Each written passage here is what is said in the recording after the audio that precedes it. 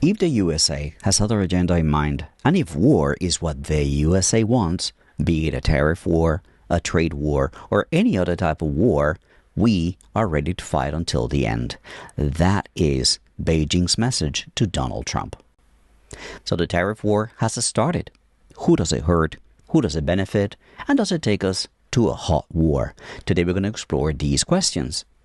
The world has woken up to 25% tariffs on Mexican and Canadian goods and 10% of Chinese goods going into the United States. China has retorted with a complaint to WTO, which is the diplomatic thing to do, but at the same time they have imposed similar tariffs, but on selected goods, mainly agricultural. For their part, Canada and Mexico are retaliating as well. So it is worth asking, what are Trump's objectives with these tariffs, and can those objectives be achieved? Is this retaliation by these three countries derailing those objectives? To answer these questions and others, we first need to understand where the world stands in terms of trade today and how tariffs affect that trade. And whenever I want to do something like that, I like to reference international scholars like Mr. Einar Tangen. With his permission, I quote his view on Trump's tariffs. He says, "The great bluff.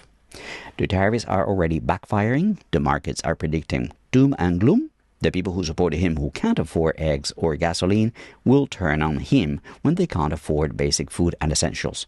So Trump will fire some people, Elon Musk for example, and then move on to his next catastrophe, November 2026.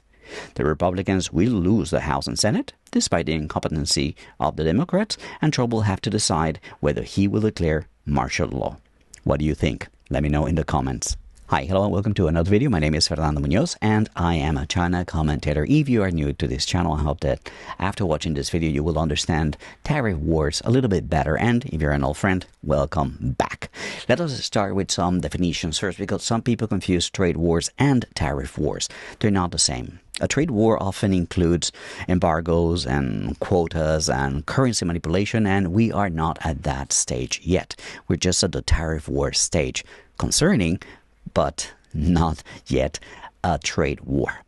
But to understand this tariff war better, it is important to look at global manufacturing output, because countries, they trade goods, although there can also be barriers to services that are exported. Think of the TikTok ban. But let us focus on goods.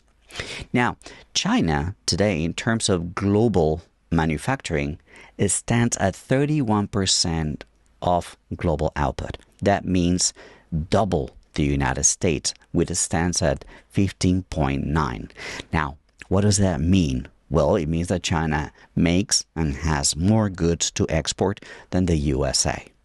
The next logical question is, okay, where does China export these goods to, and where does the USA export them to, right? Currently, China is exporting more to underdeveloped countries than to developed ones. China exports can be broken down by destination as follows. First, to ASEAN countries, they export 15.9%. To developing countries without ASEAN, that's 31%. To developed countries without the US, an estimated 25%. So that gives us about 72% of China's foreign trade going elsewhere, not the USA. So that tells us that they have a lot of resources in terms of who to sell. The fact is, China exports about 14.8% of its goods to the United States. So, of course, that's going to hurt China. Nobody goes to a trade war and not get nicked, so to speak. But the next question that is important is, what then is exported to America from China? Take a look at this. We have 4% of Chinese cars exported going to the USA. Important to remember that these are not EVs. EVs is a very fast-growing category of exports from China, but that success is actually found outside the United States. There's also 10% of China's exports that are basically furniture, bedding, lighting, and signs. When I think of signs, I can't stop thinking about Tony, the famous TikToker, and I wonder what he thinks of these tariffs. But let's continue. When you get to the number 1 and number 2 spots, they add up to almost 50% of Chinese exports to the US, and those are, in essence, machinery. things that the USA needs in order to make their own goods, in order to produce their own goods. And why does this matter? Because tariffs on machinery automatically mean that it becomes more expensive to make and produce those things in America. This makes those goods less competitive around the world, which ultimately is what Trump wanted. He wanted made in America, right? I invite you all to please watch this video by an American farmer who's out here telling us the truth. I've been called a traitor. I'm turning my back on my country because I decided to get some machines to make my life easier. $44,000 for an American-made ditch witch, or $15,000 for that, and that might be better. Maybe you just need some basic little stuff. $3,700, or the cheapest American one I know of is $38,000. I'm a traitor because I bought Chinese equipment. I'm un-American. How could I do that to our people? How could I do that to our country? Why wouldn't I buy American? I can't afford American. I just can't. He cannot afford made in America machinery. Even with tariffs, he will continue to buy Chinese because they are cheaper and of better quality sometimes. Now let us consider then how much the U.S. exports to China. The latest figures put the U.S. trade to China at 8% of its output. And of that percentage, almost 25% is agricultural products. So it's about a quarter of the exports are soybean and grains, agricultural products. So those farmers will, as of yesterday, have increased their cost, as we just saw, because of the machinery. It means that they will be less competitive in the world. So to make things hurt a little bit more, China has strategically placed tariffs on those agricultural products, and they know very well that they can source those goods from other countries in Latin America, Brazil, very likely. Now, on a quick note, it is relevant to remember that most of American foreign trade actually goes to Mexico and Canada, meaning that those goods, because of the high expenses of machinery, right, will cost more at the shelves in Toronto, in Ottawa, in Vancouver.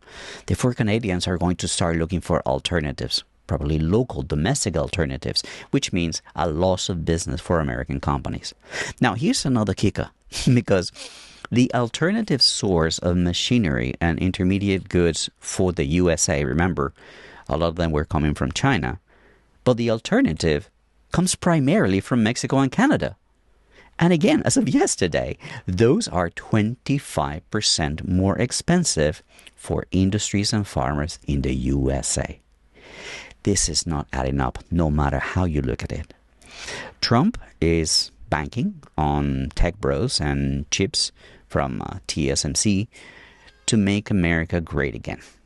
Unfortunately for him, DeepSeek and other tech companies from China have burst that bubble and revealed the Ponzi scheme that business is in the United States. As for TSMC and their recent announcement of $100 billion investment in 2 more plants, the first thing that we need to say is that even the first chip manufacturing plant in Arizona hasn't even been finished, and the news are of delays after delays after delays. But here they come, making an announcement, right, offering 2 more plants. Let's assume for a moment, right, that this does happen. Let's say in 5 years' time, those 3 plants are ready to go in the United States. By that time, China's chip manufacturing will probably have matched or even surpassed TSMC's chip advantages. And, of course, with its enormous capacity to mass produce low-cost chips, the ones that are used the most around the world, it will have at that point dominated the global market. So TSMC, a company that is heavily invested by American funds and investments, has already forfeited the game. The Tech Titans meeting in Beijing last month was all about China's giving the tech leaders their marching orders. I have a video about that over here. You can watch that at the end of this video. I'm going to put a link at the end. Now, to answer the original question then about the objectives of Trump's tariffs and his dream of Made in America and the effects on tariffs on retaliation, the answer is very simple. Things do not look good for America. Things made in America just cannot be and will not be made at competitive prices. All that is really happening is you're scaling up the cost and inflation in all three North American countries, as you can see here in this graph. Truth is that China can easily navigate these tariffs, and within a few months, maybe a year or two, they will have offset these tariffs by sourcing from other countries and by directing export goods towards more of the 155 BRI member countries. Now, the final concern on this topic is the following. Historically, tariff wars lead to trade wars, and trade wars have led to hot wars. Now, in that last horrible scenario of a hot war, who do you think will fight harder? A disgruntled American population? A gender fluid population? A population that is divided in every aspect of society with obsolete and very likely depleted armament after Ukraine? And a population that is outnumbered 4-1? Or a united country with a history of defeating Americans even in adverse circumstances like in Korea? In fact, with a history of having gone to battle with every member of the G7, and today having a purchasing power parity GDP larger than all of them combined. A country that has hypersonic missile technology that the US does not have. A country that has a shipbuilding capacity that is, listen to this, 230 times larger than the USA. You heard that right, 230 times larger. So, yeah, what Beijing is saying is true. In any type of war, China is ready to fight until the end. But only America wants that war. China doesn't want it. China wants business. Only America needs that war. What will prevent it? Well, a consolidated global South front, ready to step away from American hegemony. Because China brings to the table everything that the US offers to the world and more, and all of it without the wars and terror. All right, friends, that's all the time we have for today. Thank you for watching. I'll see you again. Until next time.